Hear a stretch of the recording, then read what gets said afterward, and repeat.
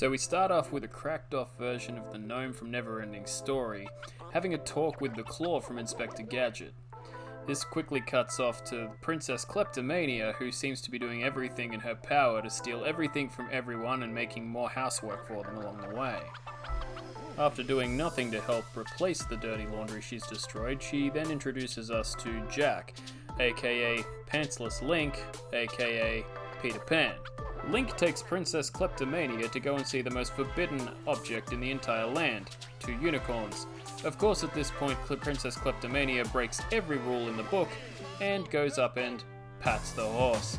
This gives Crack Gnome the ability to kill the horse dead, which quite upsets the horse's mate.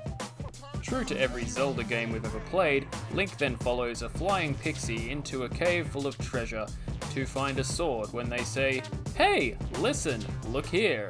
Curiously, the movie and the game were only released 1 month apart. Make of that what you will when it comes to the bizarre fashion statement of pantsless guys running around following pixies into caves of treasure. The pixie then turns into a strung out version of the princess from Neverending Story.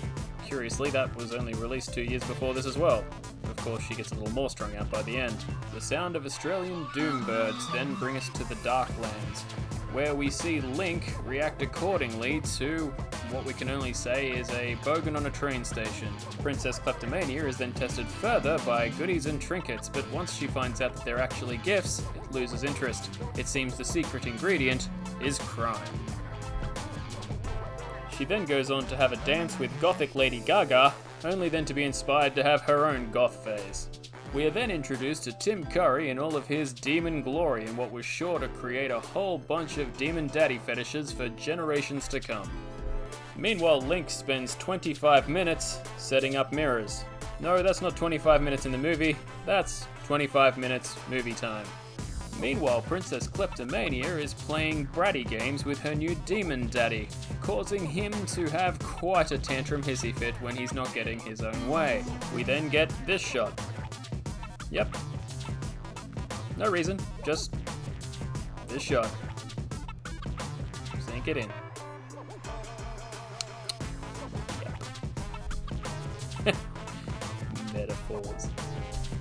Yada yada, good guys save the day, bam, and the bad guy is thrown into space in what can only be reminiscent of Time Bandits. Insert far-fetched magical excuse, yada yada, swim for the thingy, and burst out in a lake full of mist that had so much smoke effect that I thought that this guy was gonna jump out. Creepy, obligatory, non-consensual fairy tale kiss. And Princess wakes up saying she learnt something about herself. Jack does the knowing smile that I think means more, I agree but I don't want to get in a fight. Some small people turn up, unicorns are alive, Jack runs off into the distance. Okay, but seriously, all that aside, I actually really like this movie. One of the things I really like about it is the fact that Jack actually gets to the end of this movie and it's not immediately he goes off to fairy tale land and becomes a prince and lives in a castle. Same thing. The princess actually seems to learn something out of this movie.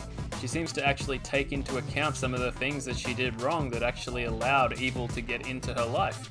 And I think that's really great as well. She wasn't just a Mary Sue and he wasn't just some typical white knight guy. There actually was a little bit of character growth in this, and that's particularly rare in 80s movies, particularly one in early 80s. So I think that this is one of those ones that I'm going to say, yeah, I didn't expect much from it, and it surprised me. And I love it, and it's great. Thanks for subjecting me to it.